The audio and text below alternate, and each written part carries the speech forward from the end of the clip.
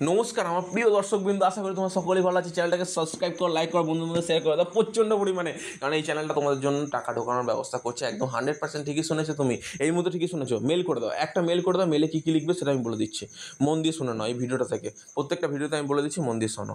প্রথমে দুটো মেল করবে, একটা হচ্ছে SBMC পোর্টালে, একটা আমাকে। প্রথম মেল যেটা করবে সেটা হচ্ছে SBMC পোর্টালে করবে, বর্তমান তোমার স্ট্যাটাসটা জানার জন্য। অসডিরেক্টলি তোমাদের স্ট্যাটাসের কিন্তু পরিবর্তন ঘটছে, এটা তোমরা বুঝতে পারছো না। কী লিখবে? যে তোমার অ্যাপ্লিকেশন আইডিটা লিখবে, তোমার নামটা লিখবে, তুমি কোন জেলা থেকে আছো এটা লিখবে। এটা কিন্তু SBMC পোর্টালে লিখবে। ভালোভাবে মন দিয়ে শুনে না, যদি তোমরা টাকা পেতে চাও, শেষ মুহূর্তে বলছি, তোমরা যদি টাকা পেতে চাও এই কাজটা অবশ্যই করো। যে তোমার বর্তমান মুহূর্তে কী প্রবলেম, আমি এই ভিডিওটা কিন্তু খুব গুরুত্ব সহকারে তৈরি করছি। ওইখানে লিখবে তোমার নাম, অ্যাপ্লিকেশন আইডি, তোমার বাবার নাম, সমস্ত কিছু লিখলে, লেখার পর মেল করলে, মেল করার পর আমার অ্যাপ্লিকেশন বর্তমানে স্ট্যাটাসটা কী হবে, কী আছে বর্তমান মুহূর্তে, প্লিজ আমাকে একটু জানান। তারা ভালোভাবে চেক করবে, 48 ঘন্টার মধ্যে তোমাকে রিপ্লাই দেবে। যখন দেখবে তোমার অ্যাপ্লিকেশন স্ট্যাটাস শুধুমাত্র সাবমিটেড হয়ে আছে,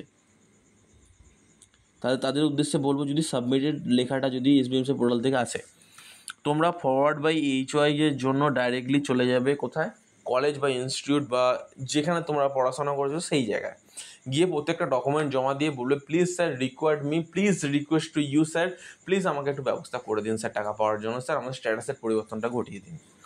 স্ট্যাটাসের যখন পরিবর্তনটা ঘটিয়ে দেবে তখন তোমরা ফুলফিল হয়ে চুপচাপ বসে থাকবে, আর তোমাদের কোনো রকম কোনো কাজ নেই। তার আগে একটা অ্যাপ্লিকেশন স্ট্যাটাস ফরওয়ার্ড করার আগে অবশ্যই তোমরা একটু চেক করে নেবে তোমাদের ব্যাঙ্ক অ্যাকাউন্ট রিলেটেড সমস্যা। এই 5টা বলে দিচ্ছি: ব্যাঙ্ক অ্যাকাউন্ট রিলেটেড সমস্যা, আধার কার্ড রিলেটেড সমস্যা, ইনকাম সার্টিফিকেট রিলেটেড সমস্যা, এবং তোমার অ্যাপ্লিকেশনটা সঠিকভাবে ফিল আপ করেছো কিনা, তোমার নাম, তোমার বাবার নাম, ইনস্টিটিউটের নাম, তুমি পার্সেন্টেজ ঠিকঠাক দিয়েছো কিনা, এই বিষয়গুলো তোমরা ভালোভাবে চেক করে নেবে।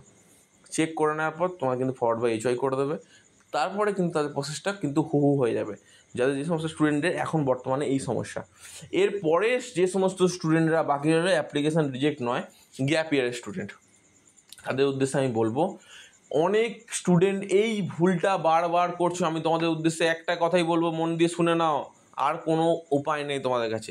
গ্যাপ ইয়ারের স্টুডেন্ট, ধরো দেখা গেছে অনেক গ্যাপ ইয়ারের স্টুডেন্ট এরকম আছে যারা ব্যাঙ্ক অ্যাকাউন্টে এর আগে SBMC স্কলারশিপ থেকে টাকা পেয়েছিল, কিন্তু সেটা শো করেনি।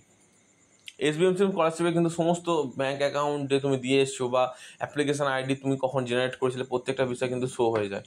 ধরো তুমি এর আগে অ্যাপ্লিকেশন করেছিলে, অ্যাপ্লিকেশন করার পর অটোমেটিক শো হয়েছে, তোমরাই মেসেজ করছো, কিন্তু তোমাদের রিপ্লাই দেওয়ার জন্য কিন্তু আমার মাথা খারাপ হয়ে যায় অনেক সময়। রিপ্লাই দিতে উঠতে পারি না, আমার নিজেরই মাথা খারাপ হয়ে যায়, মানে 500 600 700 পর্যন্ত হোয়াটসঅ্যাপ মেসেজ আসে। তো এত রিপ্লাই দেওয়া তো পসিবল হয় না আমার পক্ষে, আমি বিভিন্ন কাজের মধ্যে ব্যস্ত থাকি। তোমার নিজস্ব কাজের মধ্যে ব্যস্ত থাকো, তাই না?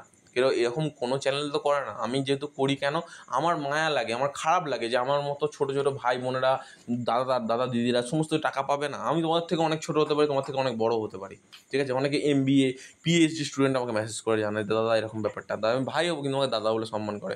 এই দাদা বলে সম্মানটা, আমি এই ভালোবাসাটা, এটা কি তোমাদের কাছ থেকে অন্য কিছুর মাধ্যমে পাবো? আমি শুধুমাত্র তোমাদের ব্যাঙ্ক অ্যাকাউন্টে টাকা ঢুকিয়ে তোমরা এর পড়াশোনা এগিয়ে নিতে পারো। আমাদের দেশ যদি প্রগতির মধ্যে এগিয়ে যায়, সামান্য কিছু টাকার জন্য অনেক স্টুডেন্টের পড়াশোনা আটকে যায়, সেইটুকু যদি আমি সাহায্য করতে পারি, আমি নিজেকে ধন্য বলে মনে করবো, ঠিক আছে? এরপর আসি, অনেক স্টুডেন্টেরই একটা গুরুত্বপূর্ণ সমস্যা আমি দেখেছি, যেটা তো অনেকেই বুঝতে পারছে না, যে ধরো পাঞ্জাব ন্যাশনাল ব্যাঙ্ক দিয়েছি স্যার, আমি এই দিয়েছি, কিন্তু স্যার আমি কী করবো বর্তমান মুহূর্তে? দেখো, পাঞ্জাব ন্যাশনাল ব্যাঙ্ক কী দাও, তুমি যে ব্যাঙ্কই দাও না কেন, তোমাদের কিন্তু বলে দেওয়া আছে ওয়েস্ট বেঙ্গলের বাইরে ব্যাঙ্ক দিলে হবে না। তা ওয়েস্ট বেঙ্গলের বাইরে ব্যাঙ্ক দেবেন, তাহলেই হয়ে গেল, আর কোনো সমস্যা নেই, মিটে গেল ঝামেলা, সলভ ইট। এরপর আরও একটা গুরুত্বপূর্ণ বিষয় নিয়ে আমি তোমাদের আলোচনা করবো, অবশ্যই মাথায় রাখবে। যে সমস্ত ক্যান্ডিডেট বর্তমান মুহূর্তে গ্যাপ ইয়ার আছো, গ্যাপ ইয়ারে ক্যান্ডিডেটের ভুলটা কী আছে সেটা বলে দিই। ধরো গ্যাপ ইয়ারে প্রথমবারে তুমি অ্যাপ্লিকেশান করেছিলে, টাকা পেয়েছিলে, দ্বিতীয়বারে পড়তে পারোনি বলে তুমি ছেড়ে দিয়েছিলে, আবার ভর্তি হয়েছে, ধরো তুমি বলছো অ্যাপ্লিকেশান করে নতুন করে অ্যাপ্লিকেশান করবো এবং পরবর্তীকালে টাকা পাবো রিনিউয়াল ক্যান্ডিডেট হিসেবে, তুমি আর এলিজেবল না স্কলারশিপ অ্যাপ্লিকেশান করার জন্য। বা 2 বছর অতিক্রান্ত হয়ে গেছে, তুমি 3 বছরের পর ভর্তি হয়েছো স্কলারশিপের জন্য, তুমিও এলিজেবল নয়। I am sorry for the student or candidate, তোমাদের বলতে আমার খুব খারাপ লাগছে। 3 বছর অতিক্রান্ত হয়ে যাওয়ার পর তুমি অ্যাপ্লিকেবল নয়। তুমি তোমার 2 বছর অবধি তুমি অ্যাপ্লিকেশানটা করতে পারো, এরপর তুমি এলিজেবল নয়। অটোমেটিকলি তুমি যখন অ্যাপ্লিকেশান করবে, তোমার অ্যাপ্লিকেশানটা রিজেক্ট করে দেবে। এর জন্য I am very very sorry, kindly আমি মন থেকে সরি, কারণ আমি তোমাদের জন্য কিছু এই মুহূর্তে করতে পারবো না এই সমস্ত ক্যান্ডিডেটদের উদ্দেশ্যে, কারণ এখানে রুল এবং রেগুলেশন এটাই। আর এবং অনেক ক্যান্ডিডেট আছে যারা হচ্ছে তোমরা 59.07 50 59.99%ও পেয়েছো নাম্বার, তার উদ্দেশ্য বলে I am sorry for that, তুমি স্কলারশিপের জন্য এলিজেবল না। যদি অ্যাপ্লিকেশান করেও ফেলো, তুমি স্কলারশিপের জন্য এলিজেবল না। এরকম অনেক স্টুডেন্ট আছে যারা মার্কশিটে উল্টো পাল্টা করে নাম্বার ঠিকঠাক করে অ্যাপ্লিকেশান করে, তোমরাও কিন্তু স্কলারশিপের জন্য এলিজেবল না। ওকে, আমি আশা করি বোঝাতে পারলাম। পরের ভিডিওতে দেখাবে, সুস্থ ভালো থেকো।